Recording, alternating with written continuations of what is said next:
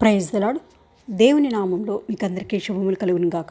ఈరోజు మన వాక్య భాగము సంఖ్యాకాండము 21వ అధ్యాయము 4వ వచనం నుంచి చదువుకుందాం.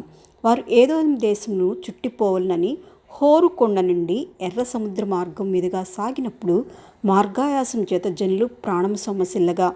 మనం అంతకుముందు చదువుకున్నాం కదా, అహరోన్ గారు చనిపోయిన తర్వాత ఆయన కుమారుడైన ఎలియాజర్ని అహరోన్ బదులుగా దేవుడు ఎన్నుకుంటారు. తర్వాత వాళ్ళు అక్కడ సంతాప దినాలు 30 రోజులు సంతాప దినాలు మరి చేసుకొని ప్రకటించుకొని వాళ్ళు అక్కడ ఉండి తర్వాత అక్కడి నుంచి వాళ్ళు వెళ్ళిపోతారు. వెళ్ళిపోయినప్పుడు ఎక్కడికంటే ఏదోం దేశంలో చుట్టిపోవాలని వారు హోరు కొండ నుంచి ఎర్ర సముద్ర మార్గం మీదుగా ప్రయాణిస్తున్నప్పుడు వాళ్ళు చాలా దూరం ప్రయాణించిన తర్వాత వాళ్ళు అలసిపోతారు అన్నమాట.